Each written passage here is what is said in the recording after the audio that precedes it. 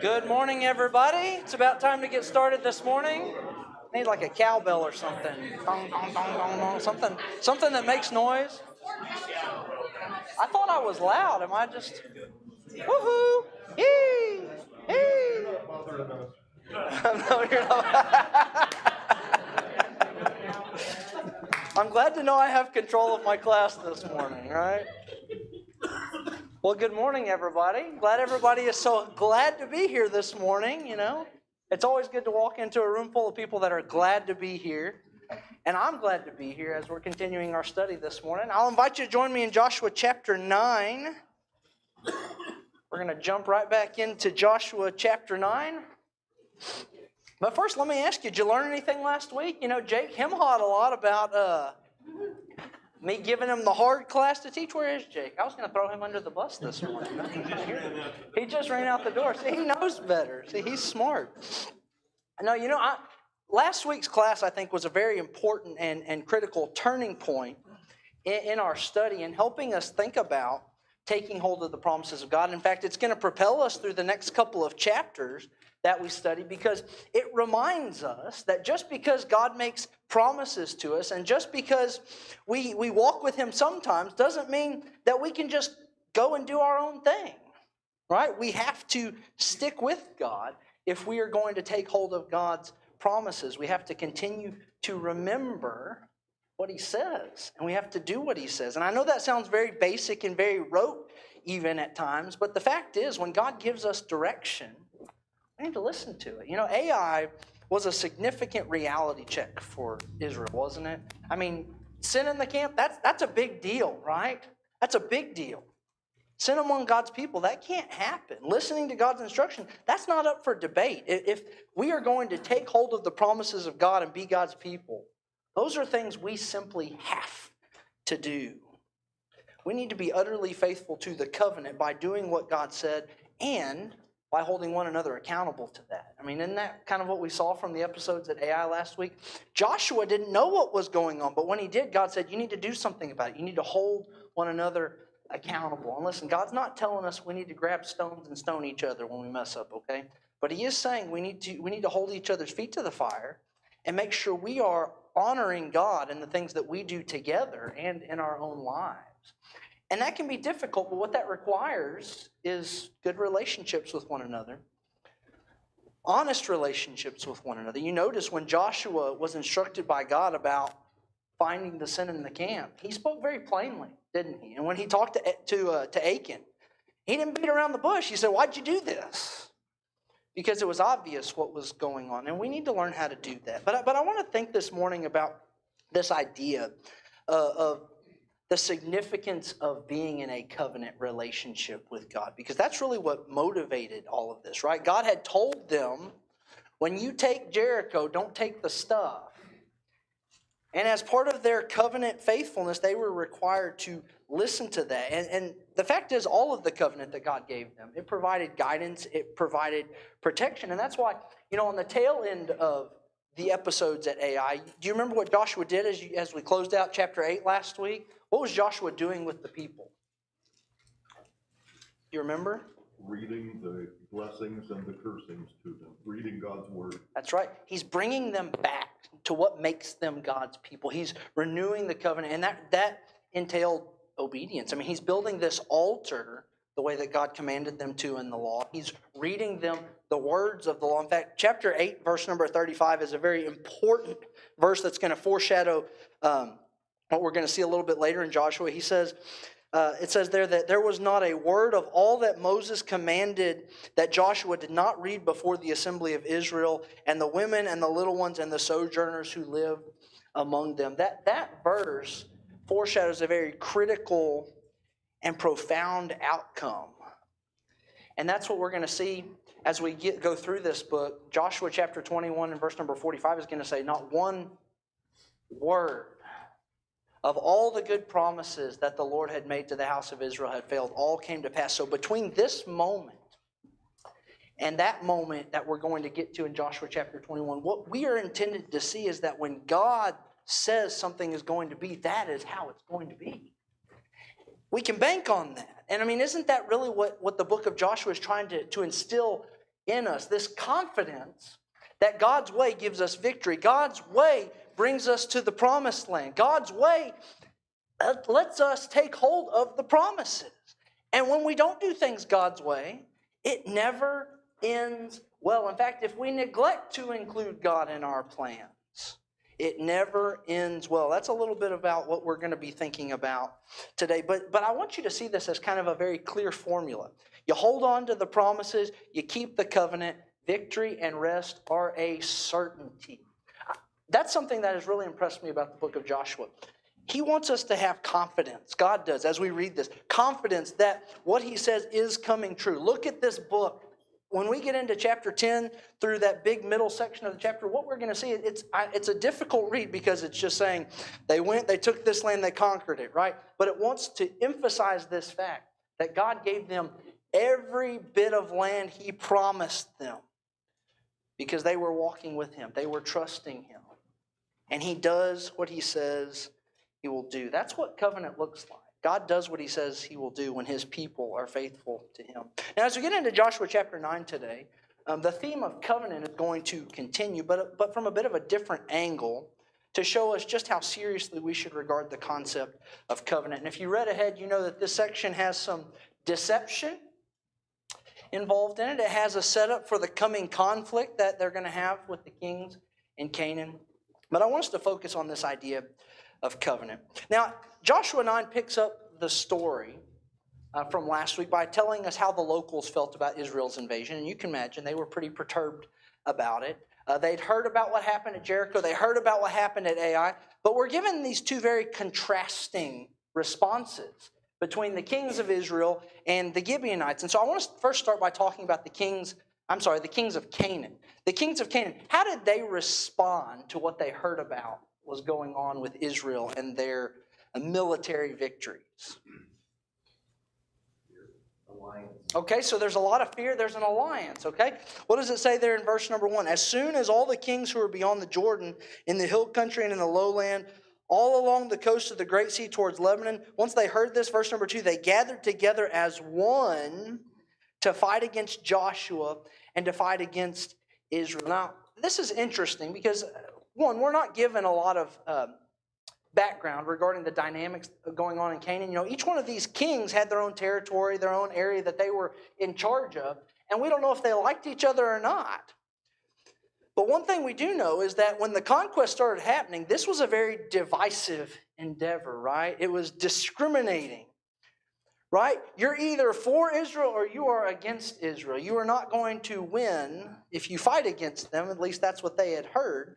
But there were no third options, right? There's nobody sitting this one out saying, I know Israel's coming, we're not fighting against them. No, instead what they are saying is, we've got to figure out how to defeat these people. And so there were no middle grounds here because God had commanded Joshua to wipe out everybody in Canaan, right? And all of the Israelites knew that. And apparently this was common knowledge that even everybody in Canaan knew. If you skip on down to chapter 9 and verse number 24, as the Gibeonites are talking to Joshua, they tell him very plainly, it was told to your servants for a certainty that the Lord your God had commanded his servant Moses to give you all the land and to destroy all the inhabitants of the land before you. If you remember when they first came to Jericho, Rahab said almost the exact same thing, didn't she? We know what is coming. We know that y'all are here to destroy all of us. This was common knowledge. And I want you to go back to verse number 1, and I want you to observe the specific peoples that are listed here. In Joshua 9 and verse number 1, all the kings who are beyond the Jordan, the hill country and the lowland, look at those highlighted names that I put there. The Hittites, the Amorites, the Canaanites, the Perizzites, the Hivites, and the Jebusites. Now this list of names has shown up a lot in the Old Testament. We haven't really touched on this a lot, but going all the way back, in fact, to Genesis chapter 15, when God made promises to Abraham, you know, as he's looking forward to the Exodus and looking forward to the conquest, God names the Amorites and says, I'm going to wipe them out. The iniquity of the Amorites is not yet complete, but when it is, I'm going to take them out. You notice the Amorites are on this list. And in Deuteronomy, when Moses is talking about the peoples that they are going to wipe out, Look at this. It's the exact same list. The Hittites, the Girgashites, the Amorites, the Canaanites, the Perizzites, the Hivites, and the Jebusites. Thank you. I practiced that one. But I want you to notice that they were named for destruction over and over and over again. These people, God said, I am going to destroy them. Their outcome was predicted. Israel knew about it. And apparently these people knew about it. And I want you to notice that because they knew about this, verse number 2, when they heard about this, they have a very clear response. We're going to gather together and we're going to fight against this. Now, if they believed that this was true, that God's people were coming to wipe them out, I mean, the only option you have is to fight against them, right? Maybe. We'll get to that in just a second. But I want you to notice something. And that is that their response follows a very common biblical theme throughout the Bible. And that is that when people are under judgment, they tend to rally together, to unify against God. You think about Psalm number 2. This is the prophecy. The kings of earth set themselves together against the Lord and against His anointed, saying, let us burst His bonds apart and break away from Him. That's exactly what these kings are doing. They see that they are opposed to God, and instead of submitting to God, what they choose to do is they choose to fight against God. How does that end up? Well, Psalm 2 tells us, well, the Lord sits in the heavens and He laughs at them. And what we're going to see next week as we study the battle is we see God's going to defeat them. Dennis, do you have your hand up? You know, and part of it, all these nations were greater in numbers than the Israelites. Sure. And so sometimes it's just a supposition. I believe that people think, okay, we're in condemnation with God, right? But we've got these great nations that are greater number. We band together, we're going to be even greater numbers against Israel. There's no way that these guys are going to defeat us with these great numbers. Yeah. Well, and you think about how this episode is playing out. It's giving us a very literal and historical reality that even these powerful nations, doesn't matter how many band together, they can't stop God's purposes when God says something is going to happen. We've already seen it with Egypt, right? Now we're seeing it not just with one nation, we're seeing it with 7 nations. 7 kings, rather. 7 kings coming together. Jake, did you have a comment? No? And I want to point this out because this episode really foreshadows the ultimate battle that's going to come. You know, you think about the book of Revelation, when the forces of evil all assemble against one another to fight against God's forces of good. And there's a very clear outcome. Forces that join against God just don't win. They just don't win, ever. Ever. And we're seeing that for the first time here. And I want to point this out too, because sometimes, you know, in our lives, this is how tests of faith work. You know, our adversaries all seem to hit at once. You ever feel like that? Feel very overwhelmed? I'm being hit by all sides, whether it's events going on in my life, things going on inside me personally. And we gain victory doing things God's way over the enemy. But as we do that, the adversary regroups and comes at us from many different angles with even greater forces. But what this is trying to help us understand is we don't have to be afraid. In fact, I want you to notice, as we go through this episode, Joshua doesn't seem perturbed at all by it. In fact, as we get into chapter 10, it doesn't bother him. He has seen enough. He has enough faith in God. Now, perhaps, I'm sure that there was some angst in his heart, but it's not communicated here because he had seen what God could do. We've got to learn to be those kinds of people. When we see what God can do, we've got to build on that. Regardless of what the enemy is in front of us, if God is for us, who can be against us? Isn't that what Romans says?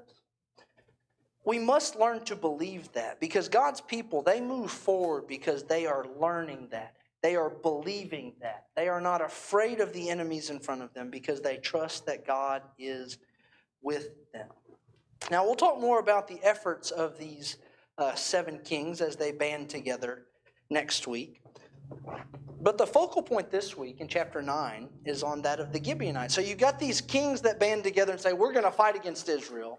We're not going to let them beat us. But then you've got this other group of people. the Gibeonites. And so what do these guys decide to do? Rather than fight, what are they going to do? You have to make a covenant so that Israel doesn't destroy it. Okay, so they come up with this plan, right? They say, if we can form a relationship with them, a covenant, that'll save us from this, right? So they don't want to fight against Israel. In fact, we'll learn a little bit later, they realize, we realize we cannot stand against you guys because you got God on your side. And so how do they go about making this covenant with Israel? By deception. Okay, by deception, right? I want you to notice here. Verse number 3, the inhabitants of Gibeon, they heard what Joshua had done to Jericho, and on their part they acted with cunning. And they went and made ready provisions. They took worn out sacks for their donkeys and wineskins and that were torn and mended with worn out patched sandals on their feet and worn out clothes, and all their provisions were dry and crumbly. So they've dressed up in a way that looks like they've been traveling for a really long time, right? And that's going to be their story, right? We've come from a distant country. Look at verse number 6. They went to Joshua in the camp at Gilgal, and they said to him and to the men of Israel, we have come from a distant country, so now make a covenant with us. So they certainly look like they've come from a distant place, right? And I want you to notice, they get right to the point about what they want, right? I want to make a covenant with you. Now, Joshua's going to have a lot of questions, but they want to make sure from the very beginning, hey, we're not here to cause problems. We're not here to fight against you. We want to be on your side.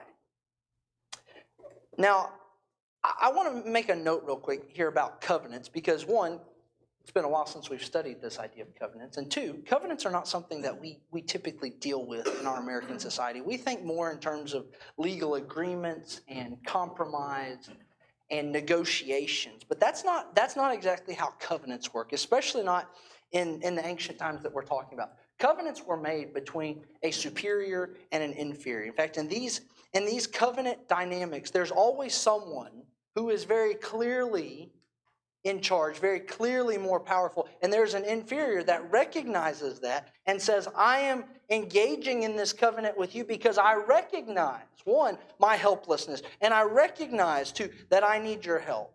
And the way that covenants work is the superior then would say, okay, if we're going to be in a covenant, here are the terms, and the superior sets the terms for how that covenant's going to play out. And the inferior either says, okay, I'm with you, or they reject it, and the superior says, well, bye. And so there's not a lot of wiggle room. Actually, there's no wiggle room for the inferior when it comes to a covenant. So they are positioning themselves here in this place where they're saying, we are at your mercy. We want to be on your side. You tell us what it's going to take. We are here for it, okay? So that's what's going on here. And to kind of see how this plays out, when they come to them, verse number 8, they say to Joshua, we are your servants, right? So they're positioning themselves in a place of service. I think they say that again in verse number 11 when they're talking about their plan. Our elders and all the inhabitants of our country said to us, take provisions in your hand for the journey. Go to meet them and say to them, we are your servants. Come now make a covenant with them. So they are coming with gifts in hand, acknowledging we're here to serve you, whatever that looks like. And they give them those things. Now the goal of this covenant was to receive protection because they know what is coming.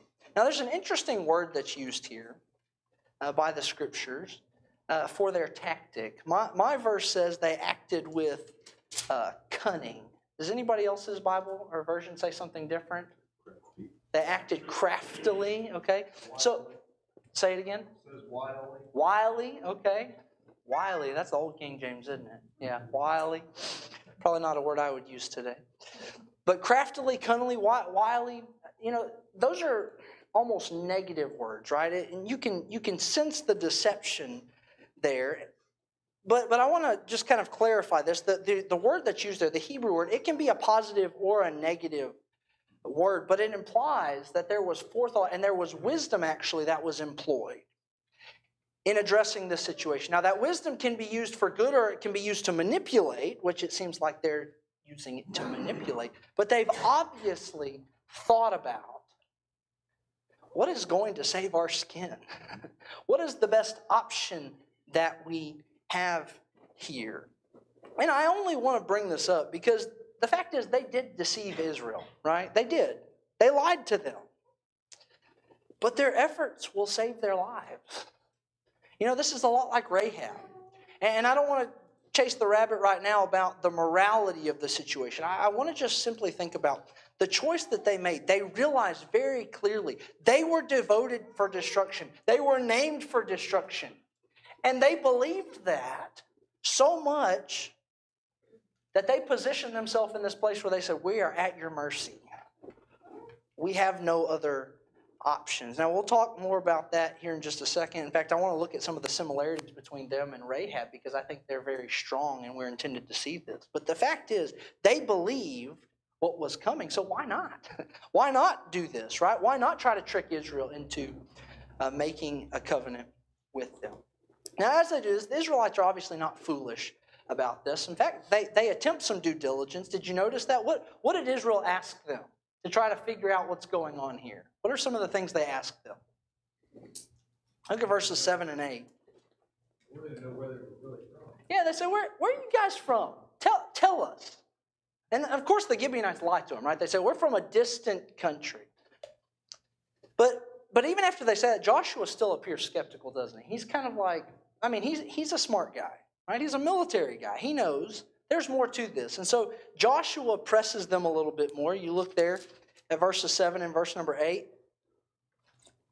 Verse number 8, rather. Joshua said to them, who are you? Where do you come from? And so then they go kind of into this longer story about how they're from this distant country, which that's really the only thing they lie about in all this, right? Because they tell them the truth. Hey, we heard about what you did to Sihon and Og, those kings, the giants, right? You remember studying about those several weeks ago. We've heard about your military victories, and that's why we're here. We're not wanting to fight against you. And so Joshua, even though he was skeptical at first, it's interesting. After hearing their story, he seems to buy it. Right? In fact, verse number 15, and Joshua made peace with them and made a covenant with them to let them live, and the leaders of the congregation swore to them. Now, I want to put a pin in this real quick and notice something. The onus is on Joshua here. Did you notice that? Joshua made this covenant. Joshua believed them. Joshua made peace with them. Who is noticeably absent from this conversation? Obviously, yeah. And that's the key verse, right? Just before that, in verse number 14, we're given that very key verse that helps us to understand how we are supposed to be reading the story. The men took some of their provisions, but they did not ask counsel from the Lord. Now, from the last episode, Ai, the people had learned we got to follow what God said, right? But what they didn't learn is they need to keep asking counsel from God. Keep seeking what they are supposed to do next. And listen, this is a really important point for us today as God's people, because my guess is none of us would say, yeah, we don't need to listen to God, right? We all understand we need to listen to God. But we also need to continue to listen to God, to seek His counsel. It occurs to me that we often get comfortable with the dynamics of how we think God works and God's decision making. And the fact is, as we grow and mature in our faith, we ought to appreciate what is important to God, and we ought to start formulating our thoughts to align with how God thinks, right? But that doesn't mean that we've got it all figured out. That means we still require discernment. We still require God's counsel. And episodes like this remind us that seeking counsel from God is always a wise choice, because we can easily be taken by somebody, be taken by a circumstance that looks right, that sounds right, that makes sense to us. John? That's what I was going to point out. Tracy mentioned to me, they saw evidence. They saw the That's sandals, right. they saw the bread, they saw the provisions that all appeared to be a certain way.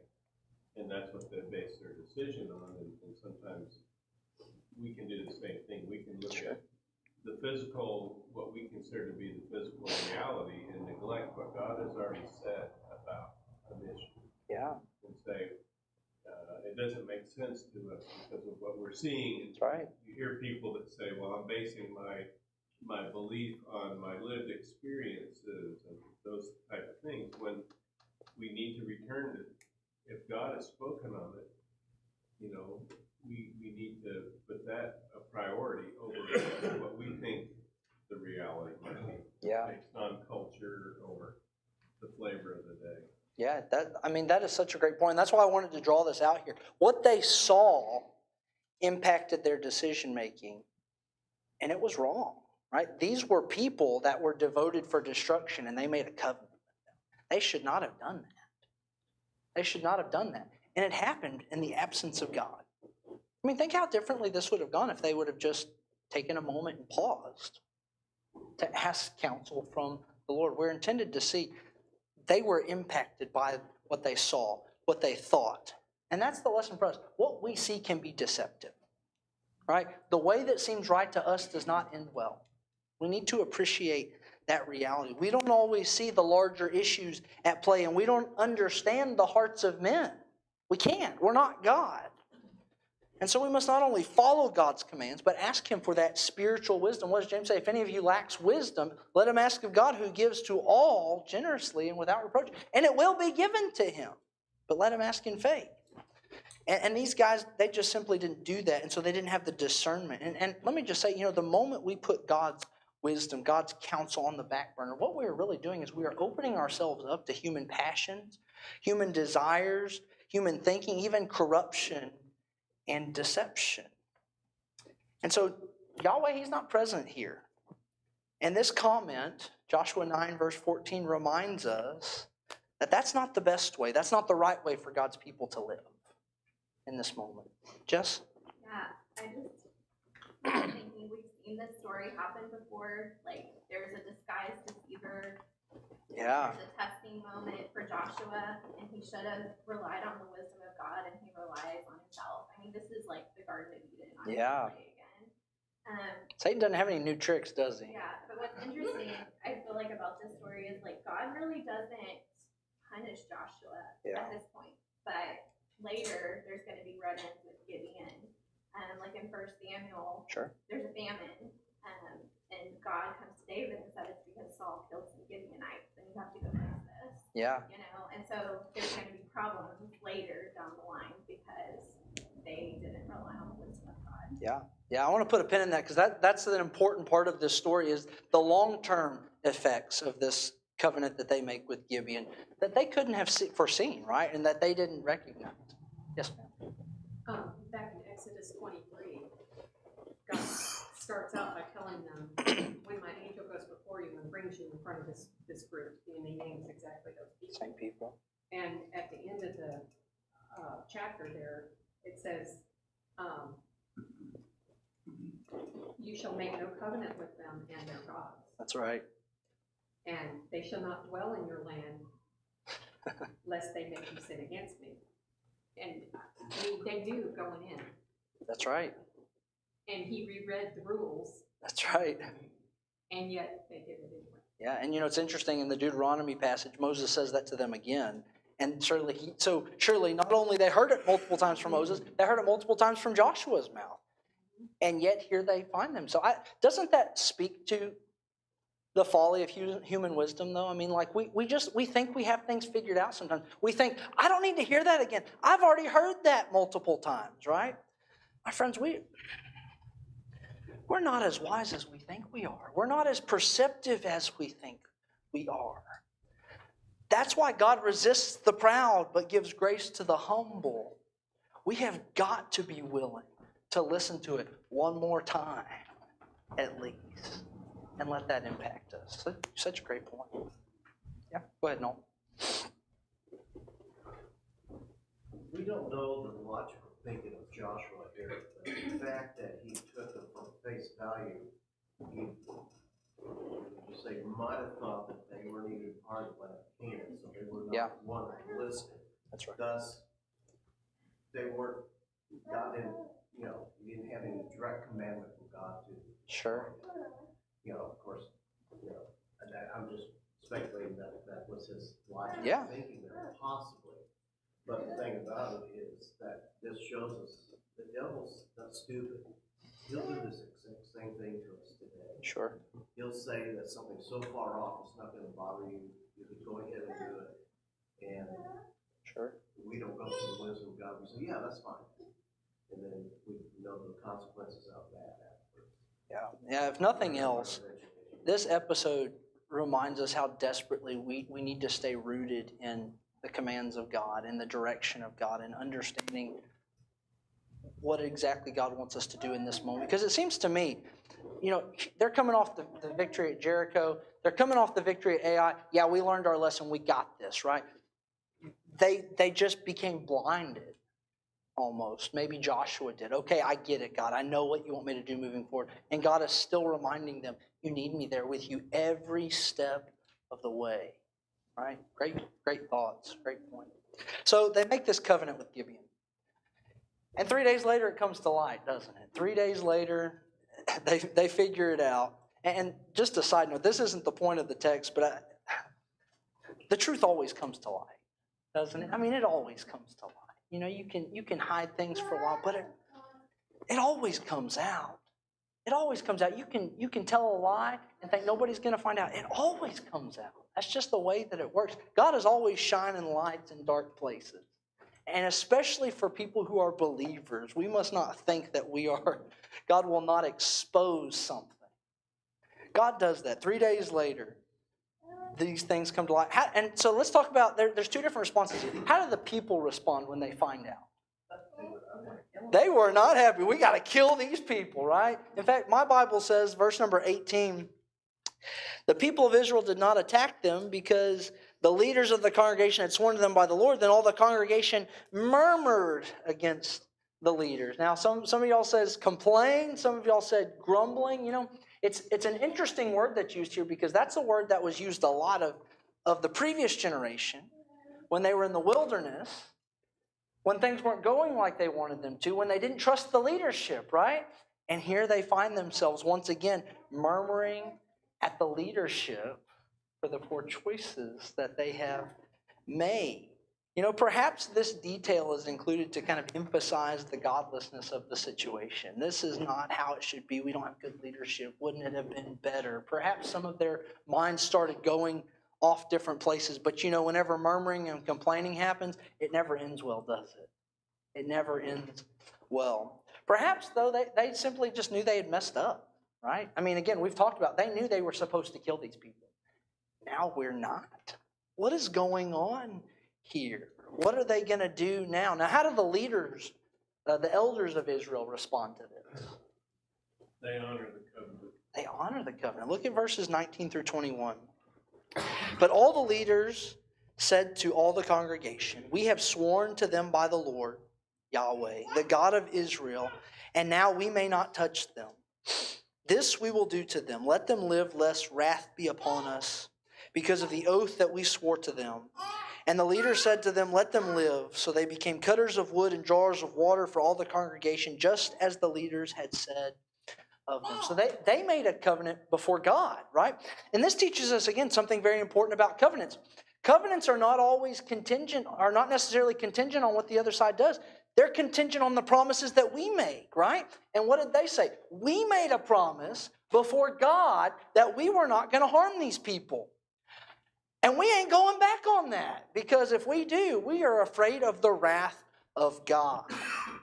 Now, my friends, that's a right way to think about covenant. They made a lot of wrong decisions here, but that's a right way to think about covenant. When we make a promise before God in the name of God, we ain't going back on that.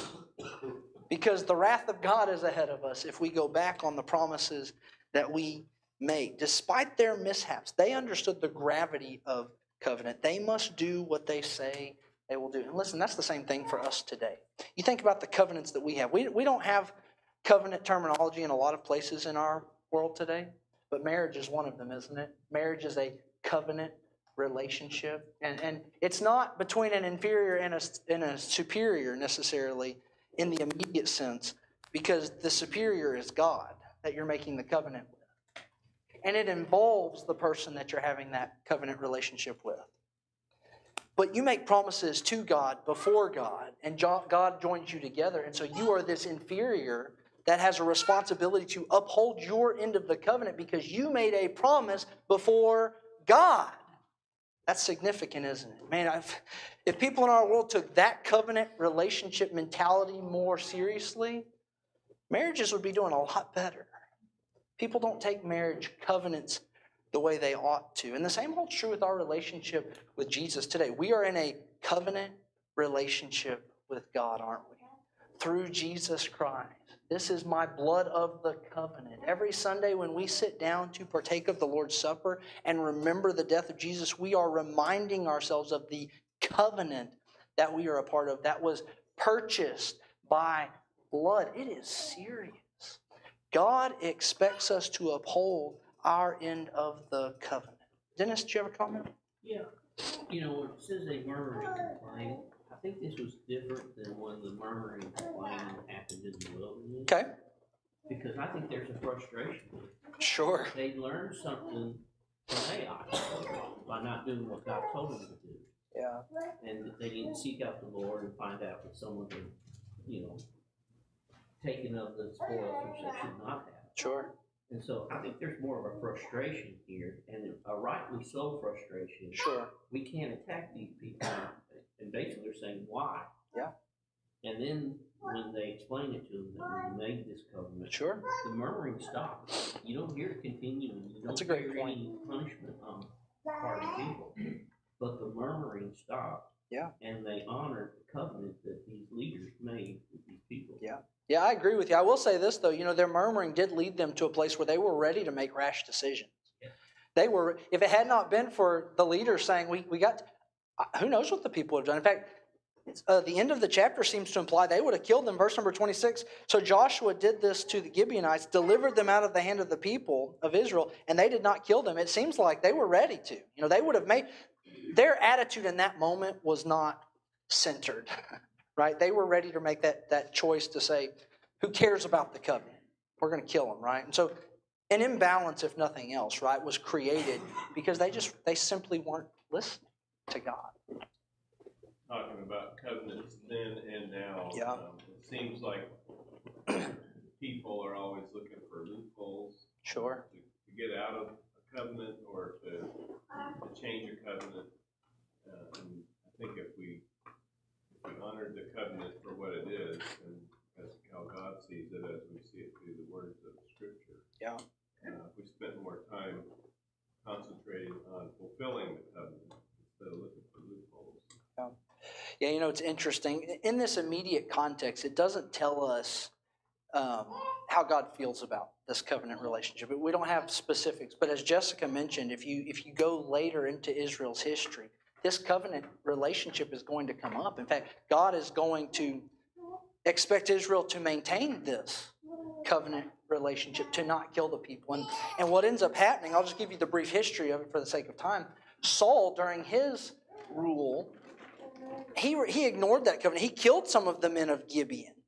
And it brought bad things in Israel. In fact, again, as Jessica mentioned, whenever there was a famine, in the time of David, after Saul is gone, there are bad things happening. And David goes and talks to Gibeon and says, how do we make things right between you guys? And God tells David to do whatever they tell him to do. And it cost Saul's house, I think it's 7 of his men, seven people in David's house that were related to him. God requires the life of Saul's family for this covenant. That's how seriously God took this covenant that they had made. He expected them to be faithful because they made a covenant promise. Now, I want to back up for just a minute because there's this big glaring fact that remains in the story, right? Joshua has made peace with people they were commanded to destroy. How do we reconcile that? How is God going to respond? Well, I think we've already mentioned, in the immediate context, God doesn't say anything. He wants them to honor this covenant because that's what they said they would do. Now, I don't believe that this teaches us that human covenants trump God's will, and I think it's unfair to assume that. Okay, I'm not suggesting that at all. But it is compelling. It is compelling to consider why. Why does God expect Israel to uphold this covenant that they made with a people devoted to destruction? And I really think we're starting to get to the root of why this story exists here. Because once again, we're being shown a group of people who were named for destruction, and yet they recognized their only hope is to put themselves at the mercy of God, the mercy of His people, and to beg that they receive that mercy. You think about the Gibeonites as they came to Joshua and Israel. They didn't come trying to seek the upper hand. In fact, if you read through Joshua chapter 9, you don't ever see Gibeon saying, even when they're found out, they don't try to manipulate the situation to say, gotcha. They always say, no, we are at your mercy. You look down, verse number 24. I think I've got this up on the screen here. Verse number 24, this is what the Gibeonites said to Joshua. It was told to your servants for certainty that the Lord your God had commanded his servant Moses to give you all the land and destroy all the inhabitants of the land from before you. So we feared greatly for our lives because of you, and we did this thing. And then look at verse 25 in your Bibles. And now, behold, we are in your hand. They don't change their tune here at this point. They recognize we're still at your mercy, even though we've been found out. Whatever seems good and right to you in your sight to do to us, do it. Now, through this episode, the Gibeonites are maintaining their position as the inferior because of what they've heard, what they've understood about Yahweh. I mean, look at this statement here. We heard this and we believe this about your God. We know that nothing is going to stop this. That's why we're trying to save our skin. Doesn't that kind of sound like what Rahab did? You know, again, she lied about the spies, but her whole premise was, I believe God. I believe what God is going to do. I don't want to fight against him. I recognize there is judgment for me if I don't do something. Isn't that what the Gibeonites are saying here? I recognize I have to do something to change my outcome. And the only chance I have is at the mercy of God. My friends, that's what real faith looks like. And it's really interesting to me that as Israel is conquering the land, they are getting these vignettes of faith from their enemies, from godless people who recognize the power of God and the outcome of what God is going to do. Linda? This story reminds me a lot of the parable of the unjust servant. Okay. He's commended for acting corruptly. Sure. But it says in Luke 10, he says, Luke 3 and verse.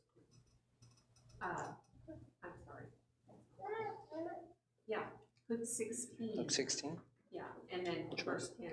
One who is faithful in very little is also faithful in much, and one who is dishonest in very little is also dishonest in much. If then you have not been faithful in the unrighteous wealth, who will entrust you with true riches? And if you have not been faithful in that which is another's, who will give you what is your own? No servant can serve two masters, for either he will hate the one and love the other, or he will be devoted to the one and despise the other. You cannot serve God and mammon. He's being praised in a way for doing this dishonest act in order to save himself. Sure.